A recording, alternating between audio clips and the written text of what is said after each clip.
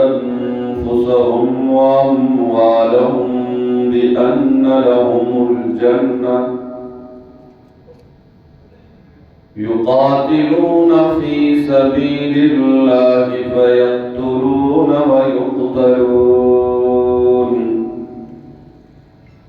وعدا عليه حقا في التوراة والإنجيل والقرآن. وقد قال الله تبارك وتعالى في مقام آخر: إن الذين آمنوا وعملوا الصالحات كانت لهم جنات الفردوس نزلا.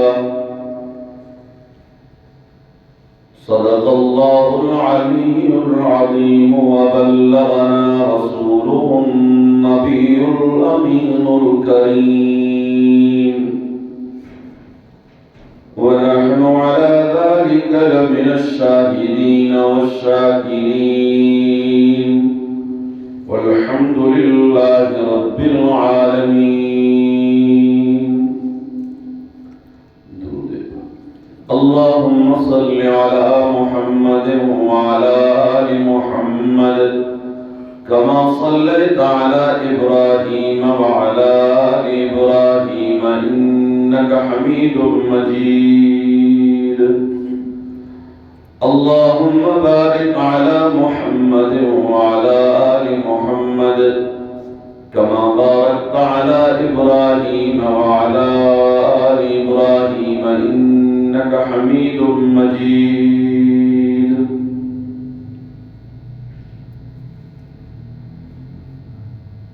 مسلمانوں سنبھل جاؤ، سنبھل جانے کا وقت آیا. مسلمانوں سنبھل جاؤ، سنبھل جانے کا وقت آیا.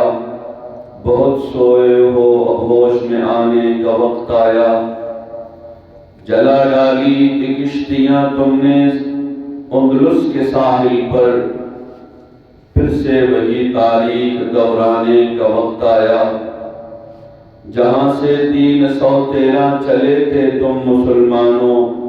وہی ماضی کی راہوں پر پلٹ جانے کا وقت آیا. تپش سورج سے لو، تپش سورج سے لو اور بجلیاں آسمان سے چھینو، عدو کے آشیانے پہ آگ برسانے کا وقت آیا.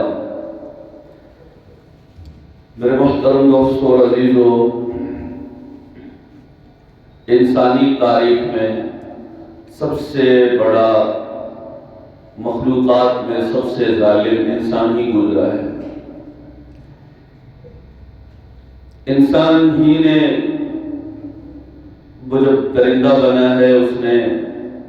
ظلم کی تاریخ گرم کی ہے. اور رب العالمین کا بھی ایک اصول اور قانون تاریخ کی روح میں رہا ہے کہ جب بھی انسان نے انسان پہ ظلم کیا، جب بھی انسان ظالم بنا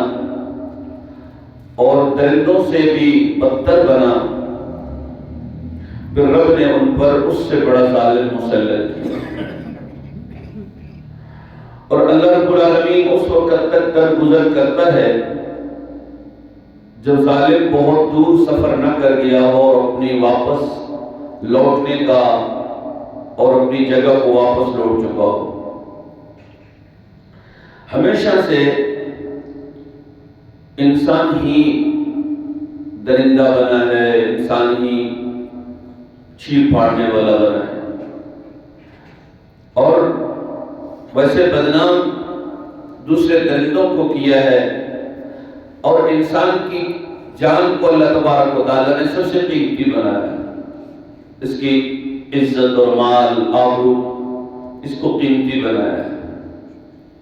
اور اللہ رب العالمین کو دنیا کی ضرورت بھی نہیں ہے جب تک انسان دنیا میں قائم ہے. اور انسانوں میں بھی 2 رخ ہیں، جب تک اچھے اور بروں میں سے جو اچھے قائم ہیں تب تک دنیا قائم ہے. ہم نے دیکھا ہے انسانی تاریخ میں اور اس وقت میں پچھلے تو کتابیں پڑھنے میں ملتا تھا، دیکھا تو نہیں تھا، کتابوں میں پڑھا ہے کہ حلہ طوفان ظالم تھا، کتابوں میں پڑھا ہے چنگیز خان ظالم تھا، لیکن اب اپنی آنکھوں سے دیکھا اس دور میں انسان ہی اس وقت کا سب سے بڑا ظالم ہے۔ اور حقیقت میں اور جو دھرتی میں اور جتنی آگ مسلمانوں میں جلتی ہے کہیں اور جگہ نہیں، کہیں دیکھو صبح کو دیکھو تو دیکھنے کو ملتا ہے کہ فلاں جگہ اس نے فلاں پر ظلم کیا اور اتنے انسان مارے گئے، اور کہیں پر دیکھو تو وہ زنجیروں میں جکڑا ہوا ایک بچہ روتا ہوا ملتا ہے اور اس کو مار رہا ہوتا ہے، اس پر بدلے میں پیسے مانگ رہا ہوتا ہے۔ یعنی ظلم ہر طرح کا ہوتا ہے، انسان پر جو ظلم ہوتا ہے، جانوروں کا ظلم دیکھا، ابھی دیکھا کیسا انسان کے دل میں وہ پتھر بنتا ہے نا، پھر اس کو رام کرنا نہیں آتا ہے۔ اللہ فرماتا ہے کہ تم سے تو پتھر ہی اچھا ہے کہ جو اس کو آنکھوں میں آنسو تو آ جاتے ہیں۔ اشد قسوہ ہے پتھر، دل سے بھی سخت انسان، تجھے رونا کیوں نہیں آتا؟ تجھے کسی پر ترس اور رحم کیوں نہیں آتا ہے؟ آگ جل رہی ہے، آگ جل رہی ہے، اور بکری کا بچہ لایا اور اس میں اس کو زندہ ڈال رہا ہے، اور وہ بل بلا کے باہر نکلتا ہے، پھر پکڑ کے اس کو ڈالتا ہے، پھر باہر نکلتا ہے، پھر پکڑ کے ڈالتا ہے، اور دوسرے مسکرا رہے ہیں۔ اللہ فرماتا ہے قتل اصحاب الاخدود النار ذات الوقود اذ هم علیہا قعود وهم علی ما یفعلون بالمؤمنین شہود۔ سورۃ البروج اللہ نے نازل کی، ایسے ہی انہوں نے آگ ڈالی، آگ بنائی، آگ کے خندق بنائے، اور آگ کے خندق میں انسانوں کو زندہ ڈال دیا، اور یہ چاروں اطراف میں تماشے بیٹھے تھے، اور وہ بیٹھے ہوئے تھے اور یہ انسانوں کو جلتا ہوا دیکھ کر تماشا کر رہے تھے۔ رب العالمین کی گرفت ایسی ہوئی جب ان کو پکڑا تو میں سے کسی کو بھی پھر نہیں چھوڑا۔ اللہ اسی کو سورۃ البروج میں بیان کرتا ہے، قتل اصحاب الاخدود، یہ خندق والے مر جائیں، انہوں نے ایسے ظلم کی انتھک کر دی۔ تو یہ تو ہم نے قرآن میں پڑھا تھا، تفسیر میں پڑھا تھا، کتابوں میں پڑھا تھا کہ فلاں فلاں، اپنی آنکھوں سے دیکھنا پڑتا ہے۔ اور کوئی بچی معصوم بلبلا رہی ہے اور یہ وحشی درندے اپنی ہوش اور بالخواہش پوری کر رہے ہیں، اور وہ بوڑھے، وہ دیکھا عجیب دور ہے، چند پیسوں کے خاطر، چند ٹکوں کے خاطر یہی وہ دھرتی جو محمد بن قاسم نے فتح کی تھی، اسی سندھ میں، اور اپنے آپ کو مسلمان کہلانے والے، مسلمانیت بھی چھوڑ دو، انسانیت بھی چھوڑ دو، لیکن انہی درندوں کو کوئی دیکھ کے بھی کچھ نہیں کر سکتا ہے۔ بوڑھا سفید اتنی داڑھی، کپڑا اتارا ہوا ہے، زنجیروں میں بندھا ہوا ہے، اور ویڈیو بنا کر دے دیا جا رہا ہے کہ اس سے ہم پیسے کا مطالبہ کرتے ہیں۔ سوئی ہے دنیا، اس کی کوئی فکر اس کو نہیں ہے۔ اللہ فرماتا ہے کہ وہ داڑھی جب سفید ہو جائے، میرے حضور جب ہاتھ اٹھائے تو اس کے ہاتھوں کو خالی لوٹا دوں تو مجھے رب کو شرم آتی ہے۔ تو لیکن وہ بے حس قوموں کو اللہ دیکھ رہا ہے کہ تمہارے اندر کی ضمیر میں بھی ضمیر ہے کہ نہیں ہے، تمہیں بھی وہ اندر کی چنگاری ہے کہ نہیں ہے، تمہیں بھی اس پر ترس اور رحم کا آتا ہے کہ نہیں ہے۔ پوری دنیا دیکھ رہی ہے، کوئی کچھ نہیں کر سکتا ہے، کوئی کچھ نہیں کر سکتا ہے۔ یہی تھا حجاج بن یوسف کا دور تھا، ثقفی، حجاج بن یوسف ثقفی، اور اس نے مسلمانوں کا، انہی ڈاکوں کا کہہ رہا ہوں، کچھی کے ڈاکوں کے لیے کہہ رہا ہوں، وہ وہاں سے وہ قافلہ نکل کر جا رہا ہے مسلمانوں کا۔ راجہ داہر نے، اور اس کے دور کا تھا راجہ داہر برہمن کا، وہ بادشاہ، آخری بادشاہ تھا، اس کے دور میں ان ڈاکوں نے اس مسلمانوں کو پکڑا اور ان کا مال چھینا اور ان پر ظلم کیا اور زیادتی کی۔ اللہ نے کہا نا، میں نے اس کے دو چیزوں کے لیے بڑی مہلت نہیں ہے، ایک متکبر کو بڑی مہلت نہیں ہے، ایک ظالم کو بڑی مہلت نہیں ہے، لیکن اللہ ایک دفعہ پرکھے گا، سزا تب دے گا کہ ہمارے اندر بھی وہ چیز پیدا ہے کہ نہیں ہے، وہ ضمیر زندہ ہے کہ نہیں ہے۔ تو وہ اس میں سے ایک بچی مسلمانوں کی لڑکی اب اس کے ساتھ جب زیادتی ہونے لگی تو اس نے آواز دی یا للحجاج اغثنی، اے حجاج میری مدد کر۔ جب یہ جملہ حجاج بن یوسف کو پہنچا، حجاج یوسف کو خود بھی بڑا ظالم تھا، لیکن مسلمانوں کا وہ اندر ایمان کی ذرہ برابر بھی ہونا ایمان، تو وہ چنگاری غیرت پر اٹھ آتی ہے۔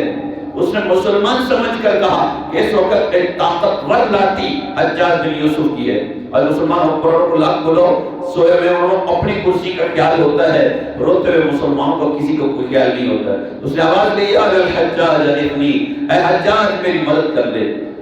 کوئی اس میں سے بچا اور چل کر حجاج بن یوسف کو بتایا، تو اس نے ولید کی حکومت تھی، یہ گورنر تھا، اس نے کہا کہ میں سندھ میں چڑھائی کرنا چاہتا ہوں اور میں اپنی بہن مسلمان بہن کی مدد کرنا چاہتا ہوں، مجھے لشکر دو اور بیت المال میں سے دولت دو۔ تو انہوں نے کہا کہ اتنی طاقت نہیں ہے، ہم اپنے ہی ملک کو چلا سکے بہت بڑی بات ہے۔ انہوں نے کہا کہ میں 3 گنا کر کے تمہیں واپس لوٹا دوں گا۔ اندر سے وہ آگ بگولا تھا اور اس نے قسم کھا رہی تھی کہ میں انتقام ضرور لوں گا۔ تو اس نے لشکر بھیجا، اس کو پتہ چل گیا کہ وہ لشکر شکست کھا گیا۔ راجہ طاہر سندھ میں بڑی طاقت تھی اس کی، دوسرا لشکر بھیجا، اس کو پتہ چلا کہ اس نے بھی شکست کھائی، تو سر پکڑ کے بیٹھا۔ اس کو خیال آیا اپنے بھتیجے کا، اس نے محمد بن قاسم، ایک روایت میں یہ بھی ملتا ہے، تاریخ کی ایک روایت میں کہ اس کے بھائی کا چچا دار بھائی تھا اور اس کا وہ داماد بھی تھا، اور یہ بھی ہے کہ اس کا بھتیجا تھا۔ اس کو اس نے گورنر وہ سپاہی سالار مقرر کیا اور راجہ طاہر کے خلاف اس کو بھیجا۔ جب یہاں پر آیا تو اللہ تبارک و تعالیٰ نے محمد بن قاسم میں وہ حوصلہ دیا، وہ جوان مردگی دی، 17 سال کی عمر میں اس نے فتح کرنا شروع کر دیا۔ اخلاص تھا اور عزم تھا اور استحکام کا جذبہ تھا، غیرت تھا۔ وَمَن يَتَوَكَّلْ عَلَى اللَّهِ فَهُوَ حَسْبُهُ، لوگ پتہ ہم پر بھروسہ کر لیتا ہے ہم اسے واپس نہیں لوٹاتے ہیں۔ یہ بزدل ایک قدم آگے ایک قدم پیچھے، ایک قدم آگے ایک قدم پیچھے، ایسا ڈرپوک کو اللہ کبھی فتح نہیں عطا کرتا ہے۔ وہ جوان مردی کے ساتھ آگے بڑھا، اور جب وہ آگے بڑھا تو راجہ طاہر نے اس کو خط لکھا، وہ فتح کرنا شروع کر دیا۔ اس نے فوجیں اس کو اللہ تبارک و تعالیٰ نے ایسی جوان مردگی عطا کر دی، وہ دیکھ لیتے فوجیں شکست کھا کے بھاگ جاتے، فوجیں شکست کھاتے بھاگ جاتے۔ یہ چلتے چلتے پورا علاقہ جو اس نے فتح کر دیا، پورا علاقہ۔ پھر اس نے غلام بنائے اور قیدی گرفتار کیے، راجہ طاہر کی 2 بیٹیوں کو گرفتار کیا اور اس کو بھی بھیج دیا وہاں پر۔ جو ادھر حجاج بن یوسف کا اب انتقال ہو گیا تھا، دوسرا جو ہے وہ وہاں کے گورنر آیا تھا، اس کو یہ بچیاں بھی پہنچی، تو انہوں نے ایک چال چلائی راجہ طاہر کی بیٹیوں نے۔ انہوں نے کہا کہ ہمارے ساتھ تو محمد بن قاسم نے یہ ناانصافی بھی کی ہے اور بے عدل کی ہے، ہمارے ساتھ زیادتی کی ہے۔ تو اس کو دیش آیا اور کہا کہ اس کو پکڑ کے لے کے آؤ اور بوری میں باندھ کے لے کے آؤ۔ تو محمد بن قاسم 22 سال کی عمر میں جب وہاں پر پہنچا تو وہ پہلے سے راستے میں وہ دم توڑ گیا تھا۔ جب اس نے ہٹایا، لڑکیوں کو بلایا، کس نے زیادتی کی؟ وہاں سے پڑی، ایسے تو زیادتی تو نہیں کی تھی، ہم اپنے والد کا وہ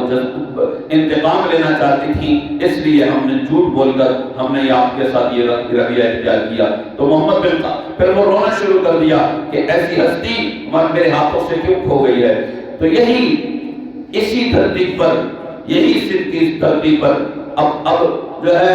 کبھی اس چیز کی ویڈیو آتی ہے تو بچہ رو رہا ہے، دل پلا رہا ہے اور اس کے جسم میں خون بہ رہا ہے۔ کبھی اس کی ویڈیو آتی ہے کہ وہ ضعیف العمر سفید ریش اور ننگا کھڑا کر کے اور اس کے گھر والوں سے پیسوں کا مطالبہ کیا جا رہا ہے۔ تو اس دھرتی میں مردہ ہے زمین، اللہ نے فیصلے نہیں کرنے ہیں، اللہ نے فیصلے نہیں کرنے، اللہ نے تو تب فیصلے کرنے ہیں جب ان کے اندر ایمان کا جذبہ ہو، ایمان والی غیرت ہو، ایمان والا شوق ہو، ایمان والا جذبہ اور ولولہ ہو۔ تو مجال ہے کہ اٹھیں اب اپنے انتقام کے لیے۔ اسی سندھ کی دھرتی میں ہماری بلوچ برادری رہتی ہے، دوسرے بھی رہتے ہیں، لیکن اس میں اتنے وہ نہیں ہے کہ ان غلطوں اور ان غلیظ اور ناپاکوں کو کچل کر اس وقت میں اگر دیکھا جائے کہ اس حد تک یہ پہنچے ہیں تو واللہ میرا ذہن یہ کہتا ہے کہ ان دندوں کے ساتھ جہاد اس وقت فرض العین ہے کہ اس کی اتنی خیالداری نہیں، پاسداری نہیں کہ نہ عزت کا خیال ہے، نہ بچوں پر رحم ہے، نہ بوڑھوں پر رحم ہے، نہ کسی کی کرم نوازی ہے کہ عزتیں لوٹیں، بچے لوٹیں، رب بدر ہوں، پھر خیال اور تصور نہ ہے، پھر ہم کہیں کہ حضرت عمر فاروق کی تو اس طرح کے تو اللہ نے پیدا ہی نہیں کرنا ہے، وہ تقدیر کی قلم ہی لوگ نے توڑ ڈالی ہے جس ماں نے حضرت عمر فاروق رضی اللہ تعالیٰ عنہ کو جلا تھا کہ ایسا ہوتا کہ حضرت فاروق 313 کے لشکر کے ساتھ بھی ہوتا، رب کعبہ کی قسم کہیں پر بھی مسلمان کے ساتھ یہ زیادتی ہوتی اور حضرت عمر فاروق رضی اللہ رات کے اندھیرے میں سو جاتے مارو قوم کی طرح، ایسا نہیں ہو سکتا تھا۔ اس وقت طاقت موجود ہے، سب طاقت کے ہوتے ہوئے اور کہیں پر بچی کی زیادتی کا سنتے ہیں، کہیں پر جو ہے سینکڑوں کی تعداد میں لاشوں کا سنتے ہیں، کہیں پر صبح کو اٹھو تو اتنے مار دیے گئے ہیں اور اتنے کچل دیے گئے ہیں اور اتنوں کا خون بہایا گیا ہے۔ یہ کون سا دور، یہ کون سا زمانہ، یہ کون سا، کیا اس وقت مسلمان کمزور ہیں یا کیا اس وقت مسلمان پست ہو گئے ہیں؟ نہیں، ایک دوسرے کو کاٹ رہے ہیں اور رب العالمین عرش میں منتظر ہے، انتظار کر رہا ہے کہ یہ درندے کب باز آئیں گے، یہ درندوں پر کوئی انتقام لینے والا ہے۔ اگر نہیں ہوگا تو پھر اللہ اس تاریخ میں قوم لوط کوئی پرانی تاریخ نہیں ہے، قوم عاد کوئی پرانی تاریخ نہیں ہے، قوم ثمود پر کوئی پرانی تاریخ نہیں ہے، پھر اللہ نے دھرتی کو بھی سب ہستی سے مٹا دینا ہے یا اس پر ایسی طاقت مسلط کر دینا ہے، پھر ہم چوہوں کی طرح بلوں میں چھپتے رہیں گے، کوئی کچھ نہیں کر سکیں گے۔ اللہ نے ہمیشہ مسلمانوں کو عظمت سے نوازا ہے، ہمیشہ مسلمانوں کی طاقت رہی ہے، ہمیشہ مسلمان سر بلند و بالا رہے ہیں۔ حضرت فاروقی کا دور ہوتا اور یہ حضرت عمر فاروقی کے دور میں ایک گورنر کے بیٹے نے حضرت عمر فاروقی کا دور ہے، کسی غریب نے آ کر شکایت کر لی کہ عمر بن عاص نے، اس کے بیٹے نے میرے بیٹے پر یہ ظلم کیا۔ بیٹا جب گھر پہنچا تو اس عمر بن عاص گورنر تھا مصر کا، اس کے بیٹے نے اس غریب کے بچے کو کوڑے مارے۔ جب وہ گھر آیا تو اس کے باپ نے اسے پوچھا کہ آج بیٹا رو کیوں رہا ہے؟ کہنے لگا کہ آج عمر بن گورنر کے بیٹے نے میرے پیٹھ پہ کوڑے مارے ہیں۔ میں کہا اچھا کوئی بات نہیں، گھوڑا تیار کیا، گھوڑے پہ بٹھایا، فوراً مکہ مکرمہ میں آئے۔ حضرت عمر فاروق کیا سریعان کچھری لگا ہوا تھا، وہیں پر آ کر رک گئے کہ آپ کے گورنر نے میرے غریب بیٹا سمجھ کر اور گورنر کے بیٹے نے اس پر ظلم و زیادتی کی ہے۔ عمر بن عاص چوٹی کے صحابی ہیں، گورنر تھے مصر کے۔ حضرت عمر فاروق نے ان کے جسم کا کوڑا دیکھا اور جسم کے زخم دیکھے، فوراً اطلاع پیغام بھیجا کہ عمر بن عاص کو اور پکڑ اور کہہ دو کہ فوراً میرے کچہری میں پہنچ جائے۔ عمر بن عاص اور اپنے بیٹے سمیت پہنچے تو حضرت عمر فاروق رضی اللہ تعالیٰ عنہ نے عمر بن عاص کو کہا اپنے بیٹے کے ساتھ کھڑے ہو جاؤ۔ اپنے عبیدہ بن عمر بن عاص تھا، اس کو کھڑا کر دیا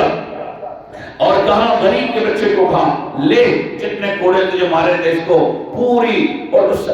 حج کا زمانہ اور اس کے لشکر کے سامنے گورنر کے بیٹے کے پیٹھ پر کوڑے مارے اور کوڑے مارنے کے بعد کہا کہ گورنری لباس تم بھی اتار دو۔ اور ان مسلمانوں نے کہا کہ اس گورنر کا کیا قصور ہے؟ کہا گورنر نے اپنے بیٹے میں یہ جرأت و ہمت کیوں پیدا کر دی اور یہ احساس کیوں پیدا کر دیا کہ اس بیٹے کو یہ احساس اور خیال ہونے لگا کہ میں گورنر کا بیٹا ہوں اور غریب پر بردردی کے ساتھ ظلم کرتا ہے۔ پھر کہا اللہ نے اس حضرت عمر فاروق نے پھر تاریخی جملہ کہا عمر اللہ نے